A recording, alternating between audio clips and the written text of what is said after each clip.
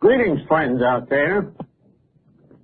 We're gathered together here today in a very special kind of an AA meeting. One that was dreamed up by my friends at the headquarters. And the thought was that we would discuss the AA tradition.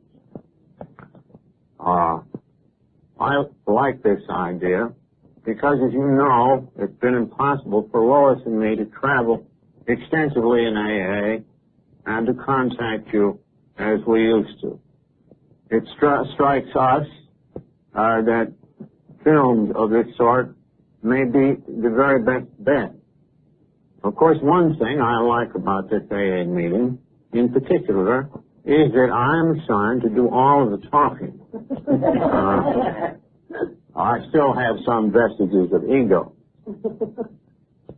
Speaking of ego, this had a great deal to do with the formation of AA's tradition in the first place. As every AA knows, we shall always be threatened by menacing forces within, and certainly in the world of great peril in which we live today, by menacing forces without.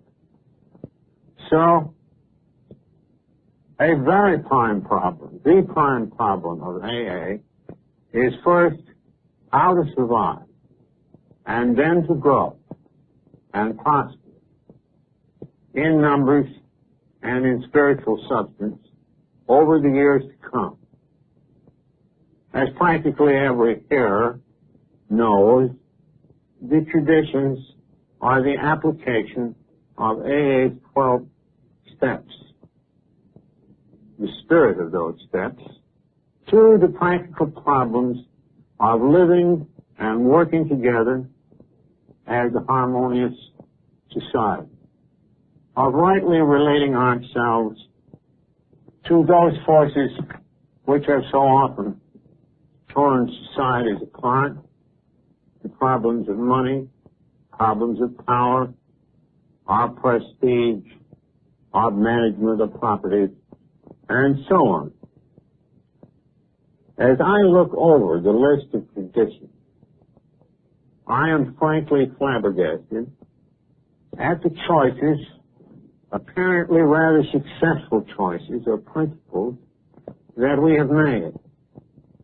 I might remind you that the AA's 12 Steps to Recovery, first appearing in 1939 in the Big Book, are now 30 years old, and they have served us extremely well.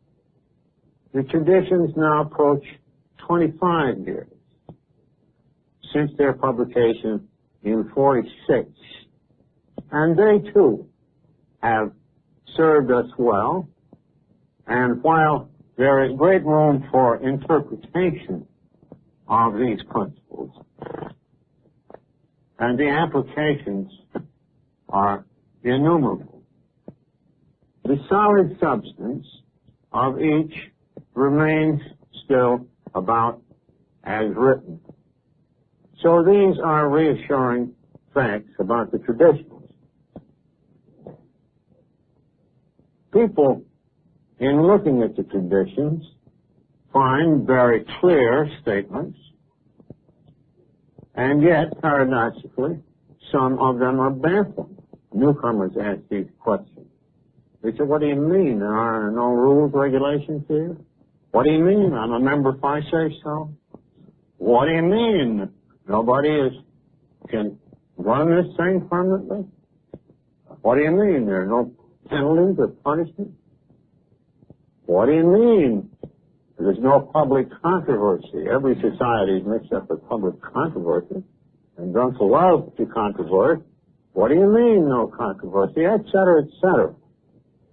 So, the thing that is not so well understood among AA generally, and among our friends, is why we selected these particular principles, and how they came into being. And few, at this time, now that we are of this age, remember today the tremendous struggles that we had among us in trying to come to these decisions. And because I occupied a place, happening to be the number one elder in the thing, and Dr. Bob number two, we were especially in the middle of all of this. Now, Dr. Bob was inherently a much more spiritually qualified person than I. And very naturally, because he was a doctor, he took to this marvelous 12-step job along with Ignatia out there. And he very cheerfully turned over to me the writing and the speaking and the headquarters in New York and that sort of thing. We had a division of labors. So that I especially was subjected to very great personal temptations. In other words, most of these traditions actually run counter to some of my early and sometimes secret aims. And some of this stuff I'd like to share with you because it is relevant to all who follow us old students. These temptations will recur time and time and time again. So, I think that perhaps I'd like to share some of this sort of thing with you. Against this background, let's have a look at the 12 traditions themselves. Here's the first one. Our common welfare should come first. Personal recovery depends upon AA unity. This is a prudent reminder. Indeed, it is a stern warning that unless AA continues to live, the greater part of us would surely die. And so would the countless alcoholics that we might have helped. This is why the general welfare must come first. Without unity and harmonious action, we shall have nothing at all. I can make no more effective statement about the welfare tradition than the one to be seen in our AA publication, 12 Steps and 12 Traditions, as a suitable preamble, setting the pitch and tone of the discussion that follows. Let me share this with you. The unity of Alcoholics Anonymous is the most cherished quality that our society has. Our lives, the lives of all to come, depend squarely upon it. We stay whole or AA dies. Without unity, the heart of AA would cease to beat. Our world arteries would no longer carry the life-giving grace of God. His gift to us would be spent aimlessly. Back again in their cave, alcoholics would reproach us and say, what a great thing AA might have been.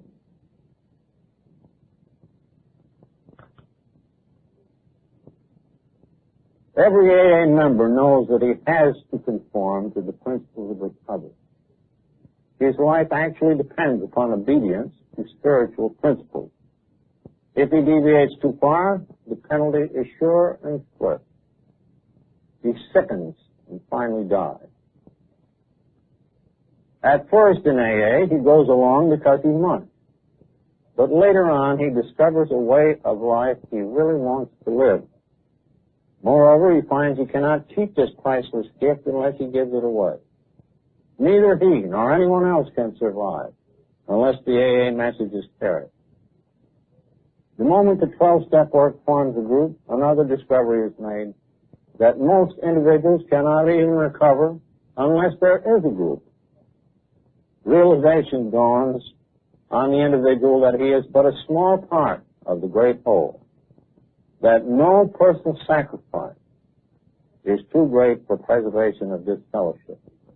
He learns that the clamor of desires and ambitions within him must be silenced whenever these could damage the group. It becomes plain that the group must survive or the individual will not. So it has been with AA.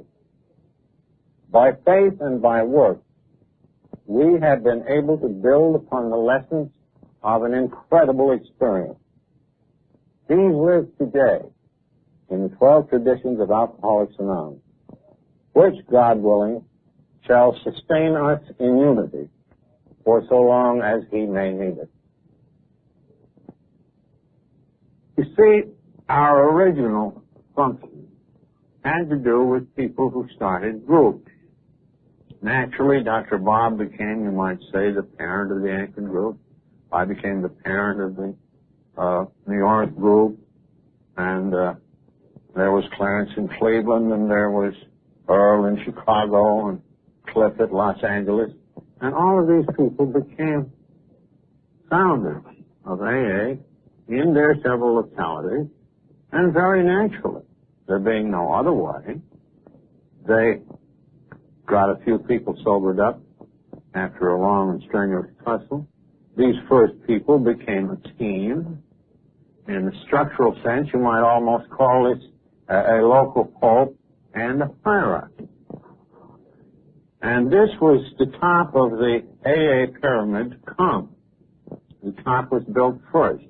And as the pyramid grew in its base, and more people came in, the old-timers continued to give spiritual instruction. They either had meetings in their homes or tended to making arrangements. When publicity turned up, they took charge. In other words, they were actually managing the affairs of an infant or adolescent family. And this was just as it should be. But there was a change in this situation. When AA got further spread and rapidly spread, first by the Plain Dealer articles in Cleveland, and then by Mr. Rockefeller's dinner, and finally the great smash of the Saturday Post piece of 1941, which brought us 6,000 new members within a year's time. Then you had the same phenomena, excepting that local founders, not all of them being models of stability, couldn't last very long. And more and more there was a disposition in these large masses of AAs to ask, well, these old-timers are all well and good, but are they going to run things forever? And this was a very disconcerting pressure to Dr. Bob and me, and particularly to some of these old-timers. Because we were the first two on the scene, it seems that we had a quality of lasting longer than the others. In fact, I only bowed out just in time here a few years ago, and that took Dr. Bob. But at any rate, this was the fundamental of it. So that you began to develop the group which said, in effect, you old-timers ought to get over on the sideline. And those of you that we like and respect, we are going to continue to consult. And those of you who are still, let us say, somewhat undeveloped, we shall label bleeding deep. Well, this injected a new thing.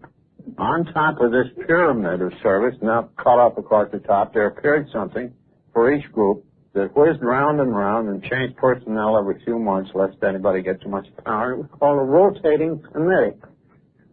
And at the group level, this was fine, and it was easy for the groups, knowing everybody at hand, to name successful group committees that acted exactly in a town meeting fashion. Well, then some years later, as urban problems got to be tremendous, and there had to be some head or tail way. When they got into that phase, they found immense difficulty for all of these urban people, or even representatives of them, to get together to choose people, a committee, to manage and conduct an intergroup office. This was a very difficult business. In fact, I can think of one town where the confusion was so great that you had 4 or 5 competing old-timers with telephone numbers each of which announced that this is AA, not the other ones, this one is. Now, when they came to put in an office, the schisms in the town were so bad that they actually had to draw lots to get the first office management out. Well, that wasn't such a great success because it stopped the political clamor, but at the same time, it didn't furnish the office with the best possible top management. But little by little, the intergroup management still remained basically democratic in its structure. The group representatives had all the ultimate power, but the committee managing the office could nominate its successors on the theory that they would know the people of the kind of skills required that would be necessary. And that if the meeting of the group representatives, local ones, didn't agree, they could name their own man still. They held the ultimate power. But this began to make room for something that we now call the trusted servant in the AA tradition too. The discovery that you couldn't operate AA in a large urban area on a purely town meeting basis. It was simply too big. Let alone could you operate AA services worldwide. I mean, you couldn't elect a bunch of trustees to serve here in New York by putting out some names and a slate to vote on all over the world. As you can see, it wouldn't work. So that after a while, though the ultimate power always continued to remain in the groups, the structure always turned out the same, that servants of the more important services were picked partly by appointment, always subject to check with the group conscience. And in that way, we could get people who were required to do the particular job, had the skills, people of excellence for the position. And that's how the structure evolved. Now, parallel to all this, and in fact commencing before it, we had a similar structure for world service down here. That finally evolved, although this took many years to complete it. Many AAs will remember that in 1938 we incorporated something called the Alcoholics Foundation. And among other things, the foundation took up over the book Alcoholics Anonymous, which had been published and financed separately, and therefore it took the trustees, who were composed of non-alcoholics and a few alcoholics, chosen really by Dr. Bob and me. They took over the title to our literature, and we opened a little office, and when the Saturday Post piece came on with all this great flood of inquiries, we cleared most of them. And then we began to get into problems of public relations and all of the things that the World Office does today. And these were all, without exception, chores that could not be performed in many locations. There had to be some head or tail to literature. There had to be some place and somehow of a lot of other services. There had to be some head and tail to public relations. Policies had to be devised and all this sort of thing. Well, for many years, I suppose partly because Bob and I had set it up that way back in 38, before there were any intergroups, this thing refused, at this end, here in New York, refused to evolve. Partly because it was felt that since the groups were having such a hard time to even have a clubhouse without a furor, or to manage their simple affairs, how could we possibly bring traditions to bear on this situation down here? The operation had been very successful. Our friends in the majority on the board, non-alcoholics, as a protection to the vagaries of people like Dr. Bob and me and other alcoholic trustees. Well, this was all in part. So what would we do?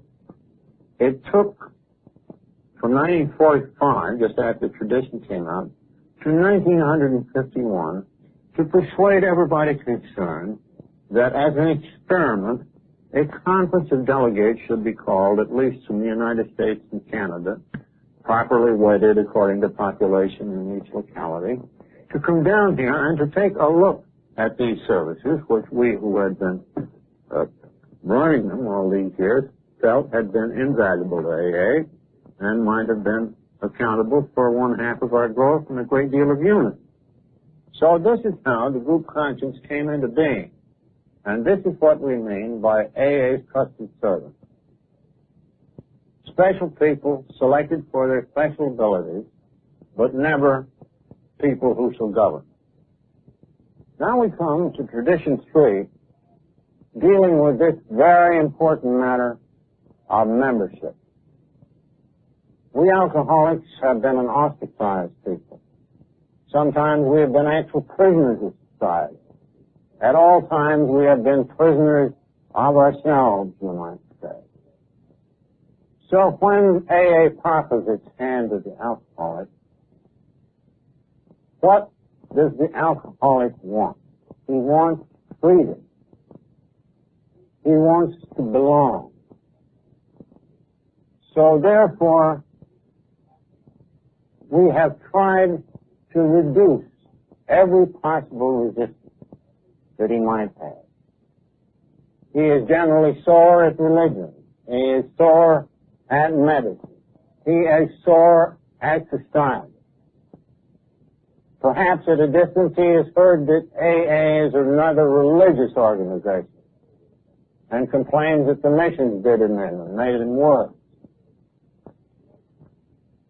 So when he arrives and finds that it is a fact that AA's only requirement for membership is a desire to stop drinking, his relief is immense. When he is told that there is a spiritual quality about AA, but this requires no theology or religious belief in the ordinary sense, that the group can be his higher power, then his release and his freedom knows no bounds, and he plunges in to the new stream that comes out into a happier and sober life. So therefore, we should keep this door wide open. We cannot put any strictures, and we bind ourselves not to, upon it. We cannot compel the new man to believe anything, to pay anything, to do anything. We actually invite him to disagree with everything we say. And still, if he wishes to stay around, he's an AA if he says so. This is the charter of individual freedom that is portrayed in this most important Tradition 3, dealing with membership. Just as Tradition 3 is a charter for individual freedom, so is Tradition 4 a charter really for group freedom. It poses the question, when is an AA group? Does it have any limitations upon its liberty? And we say no. Each AA group, like the individual, has a right to be wrong.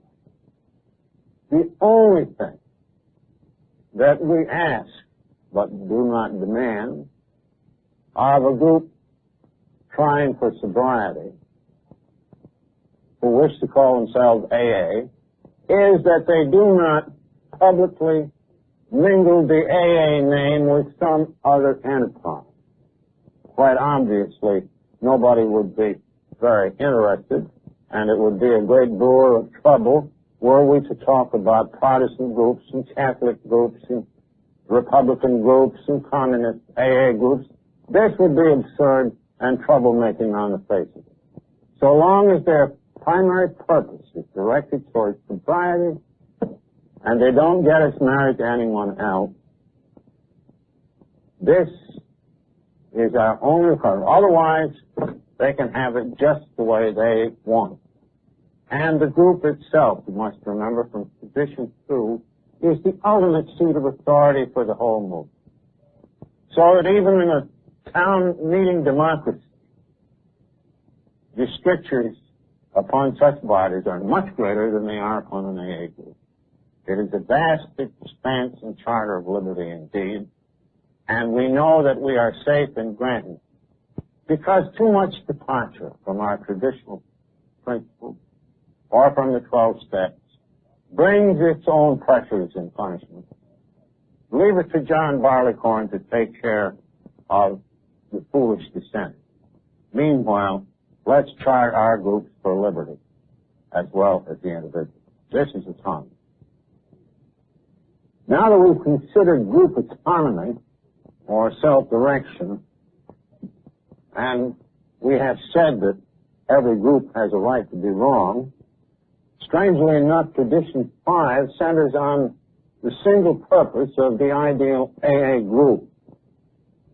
And the single purpose tradition has had a long history of conflict. You will remember that back in 1938, when our trusteeship was set up, the original incorporation empowered AA and its trustees to participate in any and all aspects of the alcohol field, excepting, I believe, to lobby for prohibition. At that time, it was supposed that we should have our own chain of hospitals and that we should have halfway houses financed by AA as such, and we needed rest farms, and we needed to get into education because, after all, we know better about these matters than us drunks. But long, long experience has told us that for practical reasons of safety, reasons of protection against compromising our energy, and for reasons of self-protection, and for reasons of love, for all of these reasons, each AA group ought to confine itself to its single purpose. To read the tradition, each group has but one primary purpose: to carry its message to the alcoholic who still suffers. Immediately, people will say, but why shouldn't we be in these other enterprises? The fact is that each of us needs AA work for his own survival. We need to avoid complications and distractions. So we continue to point at the single purpose to carry this message to the alcoholic who still suffers. Now, another reason for the single purpose is our unique value to the alcoholic who still suffers. This cannot yet be duplicated by any other group or any approach. And thus far, it has brought sobriety in 15,000 groups to maybe 500,000 AA members. Our assignment is still enormous, just on this single purpose line. With our present membership, if only we could get alcoholics to approach us, if only professional people having alcoholics in charge would allow us to assist, instead of sobering up 20,000 drunks a year with the 12-step work that we do, we could just as well be sobering up 100,000 alcoholics per year. And God knows this is an assignment big enough. And we are uniquely fitted to do this by ourselves, or still better, by cooperation with other agencies. So, I think that now there is no doubt that every AA group will choose to stick to its primary purpose. AA members participate in other activities as members, as citizens. This is fine too. But as groups, as a fellowship, national and international, let us cleave to our single purpose. Let that old-fashioned adage, shoemaker stick to thy lance, be our primary direction in this matter hereafter. Till 1940s, we still thought that for good enterprises, the AA name ought to be available if they were primarily conducted by AA members. And so, with my full consent, we lent the AA name to an educational enterprise carried on by a great friend of mine. And the first effect of this was very good. In those days, of course, we hoped for more and more publicity, and when she went on the road educating the public, opening other facilities, she got a great lot of publicity, which brushed off on us because she had declared herself publicly as an AA member.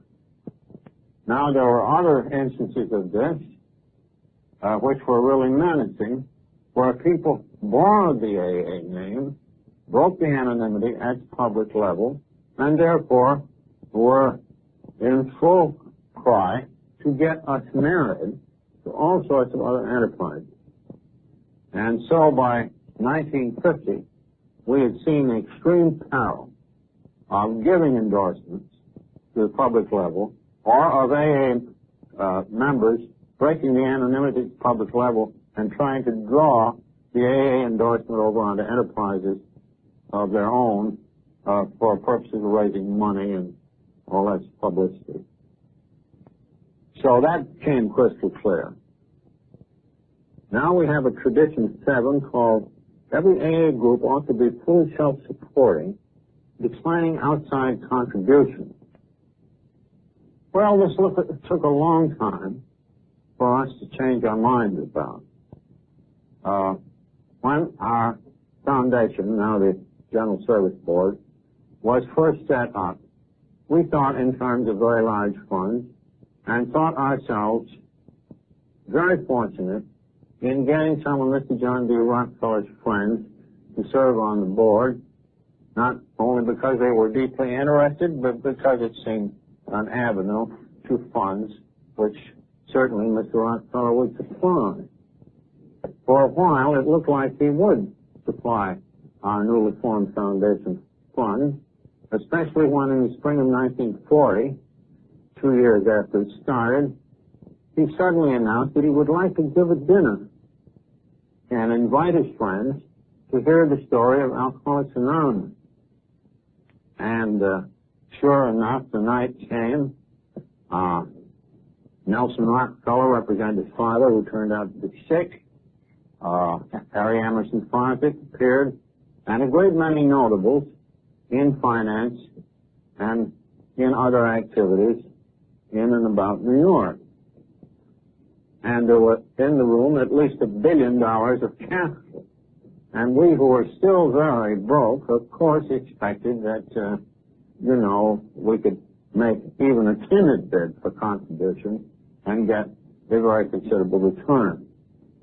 To our utter astonishment, following the meeting, Mr. Rockefeller wrote a letter to all who came and all who were invited and hadn't, said what a remarkable thing this was, how much it represented first century Christianity, and how, in the interest of simplicity and spiritual values, it needed no money.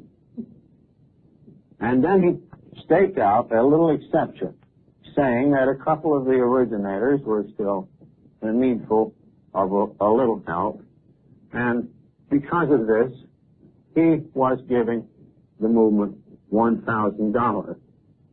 So each of the people present were impressed with the idea that no great amount of money was needed. One gave us as little as $10, and I think the highest contribution outside of Mr. Rockefeller was $300. Subsequently, Mr. Rockefeller's friend, Willard Richardson, then on the board, called on Mr. Rockefeller and again raised this question of money. And Mr. Rockefeller said, Dick, money is going to spoil this thing. It ought to stand on its own feet.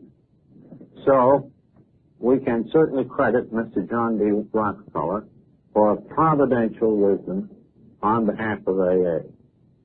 And he since has told the story many times, as so has Nelson, how this is the only organization that paid back money that he loaned us at one period of an organization of this sort. So this is the taproot of our tradition of every AA group should be self-supporting, declining outside contributions. We have made a rather stringent rule or custom about contributions from individuals inside AA. Our rich people in AA are very numerous. A lot of them would be disposed to send General Headquarters a lot of money. But they and the rest of us feel that we should not pass off our financial responsibility onto people less fortunate. We should share the financial responsibility, and we should not accept gifts large enough so that they would tend to buy favor for trusteeships and whatnot. So the utmost that any individual can give AA today, that is any AA member, is $200 a year. All other contributions come from the groups themselves. And we have declined large sums of money from the outside, and it is my prayer that we shall always do so.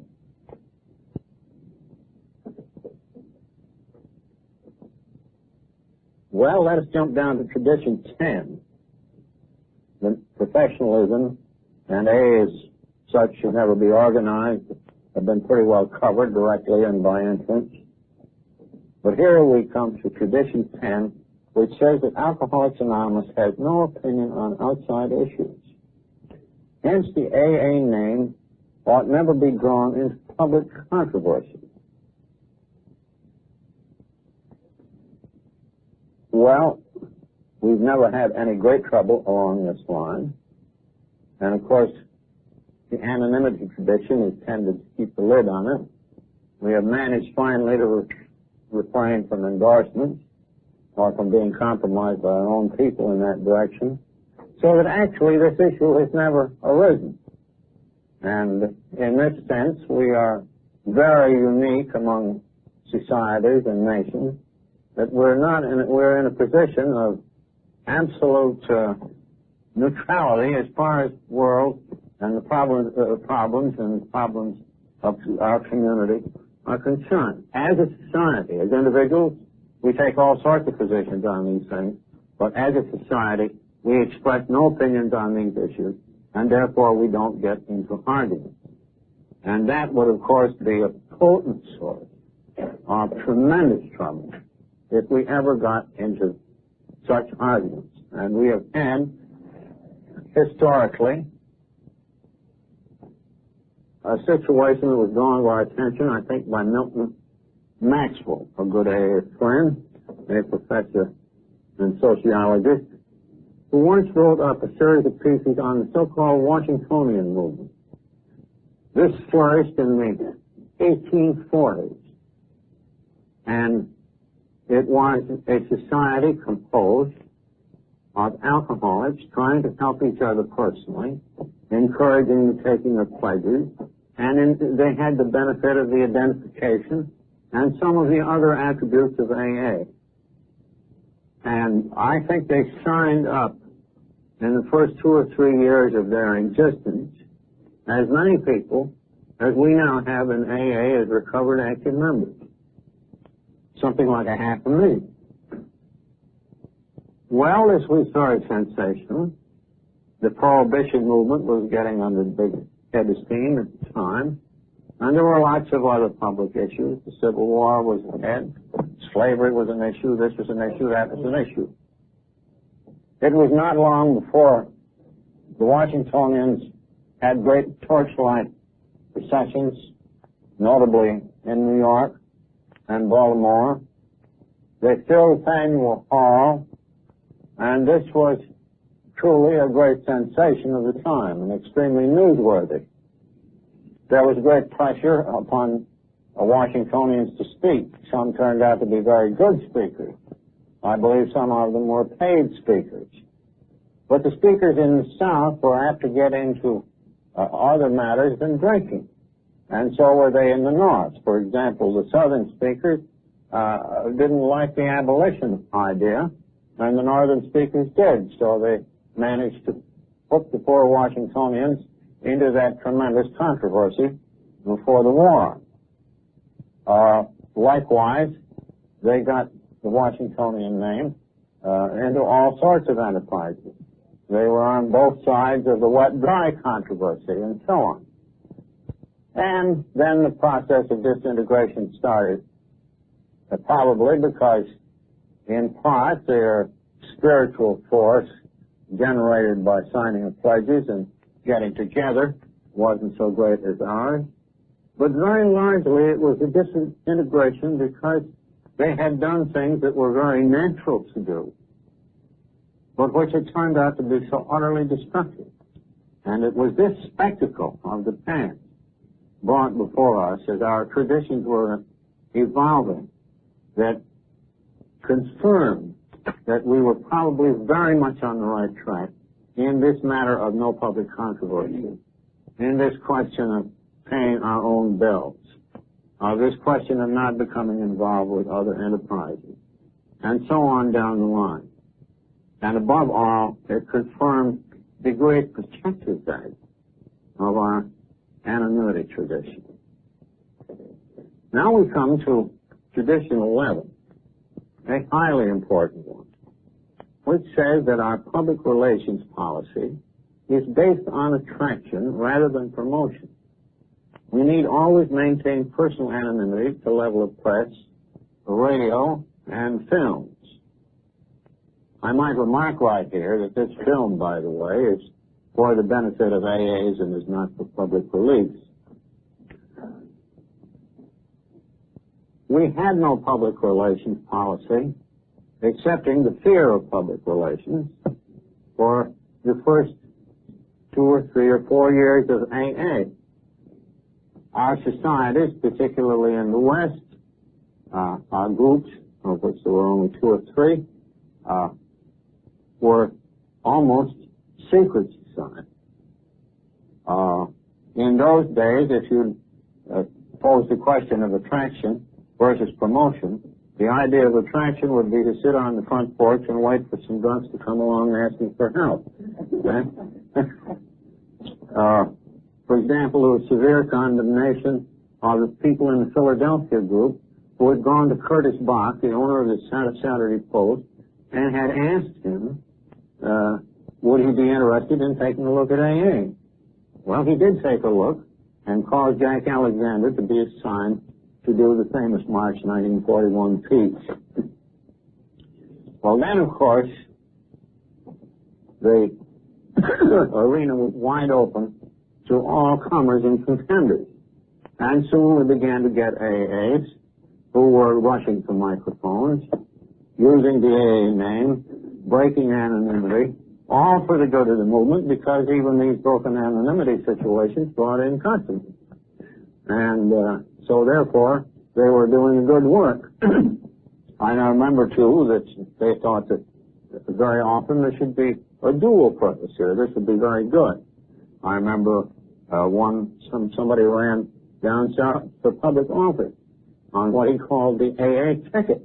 I believe he wanted to become a district attorney. Well, he publicized AA and his good intentions politically aside. And another fellow rushed to the microphone and announced that he was soon going to produce a series of talks on AA, and that these would be sponsored by his employer, the Gulf Insurance Company, etc. And we had a great time finding out where attraction left off and promotion began. Well, right then it started to be evident that this attraction and promotion business represented 2 poles, and taken at their extremes, the conservative rabbit on the attraction thing was so conservative that his do-nothing policies would rot us for lack of action. And the promoters, if given their way, would publicize us from hell to breakfast with all of the panoply of the media, plus probably sound trucks too. In other words, the conservatives would rot us, and the promoters would ruin us. So that the line between attraction and promotion got to be a matter of common sense interpretation. So this is finally settled. Now, it was seen, too, that anonymity was the prevention of most bad publicity. Because if people didn't scramble to the microphone with these mixed motives, and we didn't go too far in the way of promotion, or too far in the way of doing nothing, then we'd have a public relations policy that would include an ever-widening stream of people coming into AA and getting well. And now we come to Tradition 12, and this one comprehends all of the traditions. Up to now, you have been listening to a recital, perhaps overlong, of the protective value of the traditions to our society. We have been talking very much in terms of simply averting calamity by taking prudent and unusual means and courses to do so. So now the question is posed by the listener, is there no more constructive or spiritual content to our traditions than simply the sum of our fears and anxieties and our efforts to protect ourselves from untoward evils and circumstances? Well, there certainly is. And all of these traditions have in them the elements of sacrifice. Sacrifice either by groups or by AA members. As we look back here, the common welfare tradition. People used to say, well, the drunk, he's the important guy. Well, surely he is. But how is he going to get well in any number if there is no fellowship? Therefore, the common welfare has to come first, and our individual welfare second. Likewise, we who have been prone to power driving have to yield to the idea that we may be instructed by the group conscience. We have thrown aside all ambition to be prominent in the alcohol field as a society. Our members go into these fields as individual citizens, and there they should be. But the society says, no, we will cleave to a single purpose. We have sacrificed the opportunity of raising very large sums of money for this society and for others by adopting the tradition declining outside contributions. Those of us who had special ambitions to be professional workers, I don't mean service workers in an office, I mean face-to-face therapy for pay. These are legitimate ambitions, but not good enough. A professional class in AA might even lead to our destruction and certainly to our compromise. So professionalism now is out. Those of us who are power-ridden would like to, unconsciously perhaps, and sometimes consciously, be more or less permanent governors of the destinies of AA.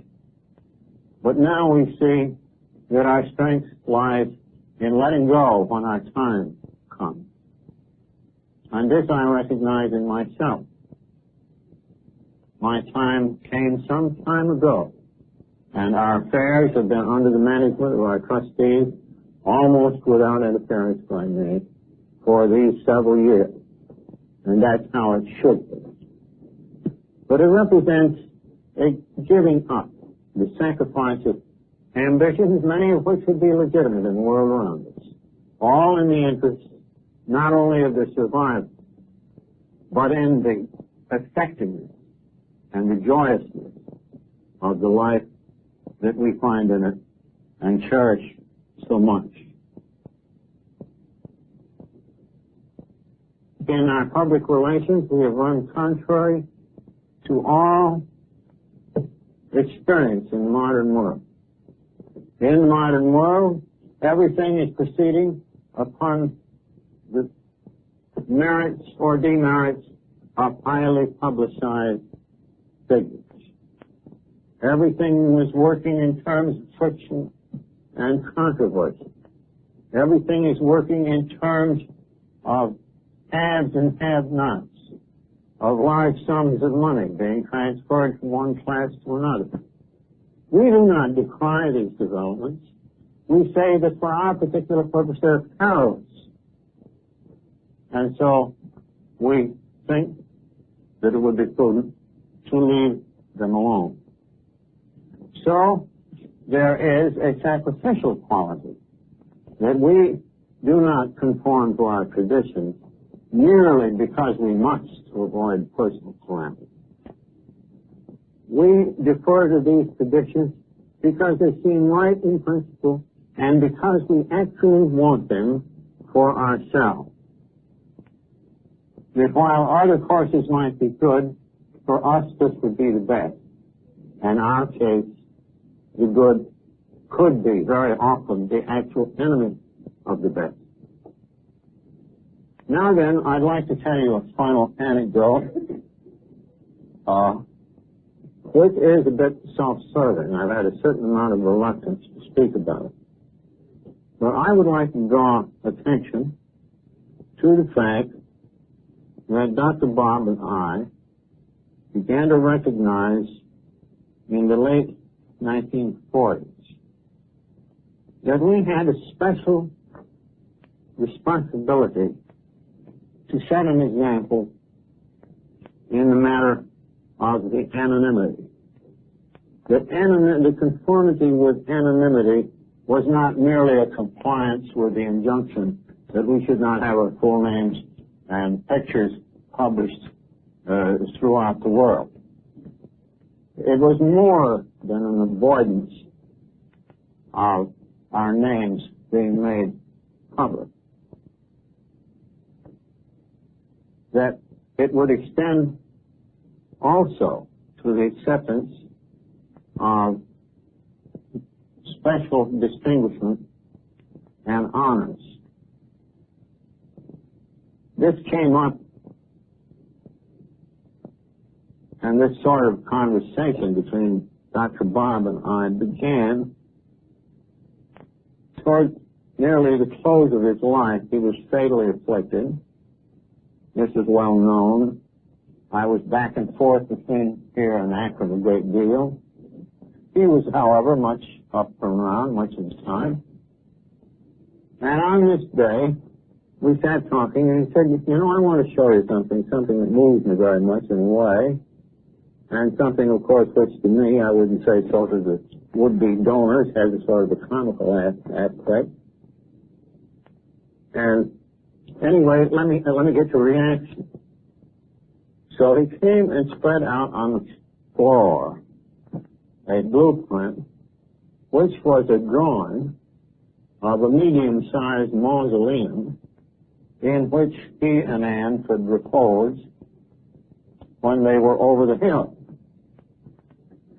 And Dr. Bob looked at me and told about some of the people coming up and thinking that this sort of thing was needed because this occurred with other celebrated people and so forth. And, of course, he had declined. And he turned to me and with that priceless grin of his said, Bill, I think you and I ought to get buried like other folks. Well, this set us thinking. Did we have some further obligation to this tradition of anonymity? And up to this point, there had been little nibbles.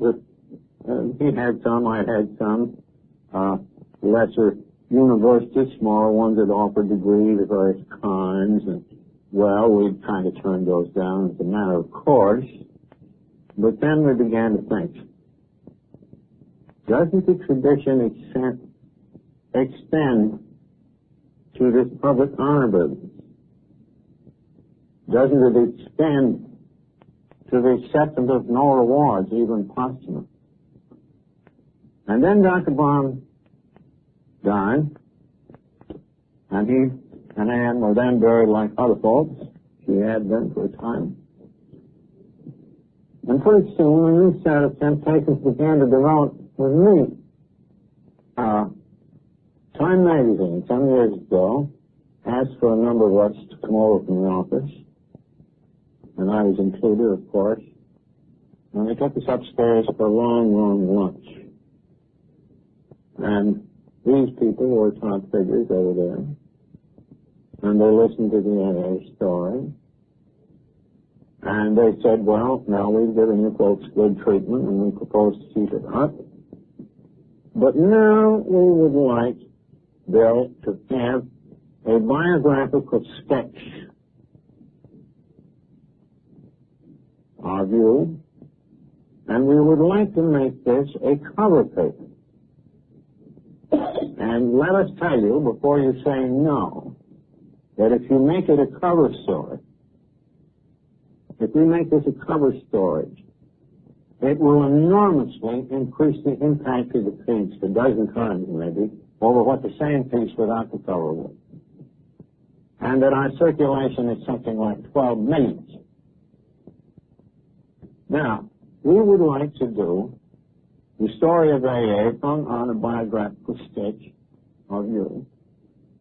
And I said about the anonymity. Oh, no, we're quite aware of that. We'll agree to keep that. You just have your head turned away from the camera. You'd be hardly a side view. That bald might show a little, but you'll stay within the rules and regulations. Well, I must confess that this proposal was a puzzler. I can honestly say that I didn't feel especially personally tempted by the lure of a flesh and blood biographical account of myself. It didn't seem right that I should cooperate in such an effort. As for the anonymity, yes, they'd keep that, but then I began to wonder what the effect would be on the future. If I began giving sketches of this sort of myself to public media, even with my head turned, once Papa was out of the way and gone west, wouldn't other people say, well, the old man almost did it, so I'll give him my biography and full face on from here out. In other words, it would open the door subtly to power-driving people of the future, people just like me. Now, this was very hard to explain because declamations meant the death of some, and it meant the prolonged illness of others. The impact of this thing could have been enormous and brought in great numbers of people. So the saying no was something to keep awake nights about, and I did. I hope and believe that this was the right decision for AA's future. But again, for a long time, the specters of the people who died and those whom I have recovered earlier has continued to haunt me. It was a question of making an estimate whether the nearby advantage of this would be of more value to more people than the advantage of an example that would include the acceptance of public honors in the AA anonymity tradition. And I have opted for the latter choice. It is the best that I can do. I leave it to you and to the future for whatever it may be worth. So, in conclusion, dear folks, 1,000 thanks for sitting with me, and to the camera crowd out there. And, dear people, at great distances, please have my warmest affection and gratitude. And may God bless you and Alcoholics Anonymous forever.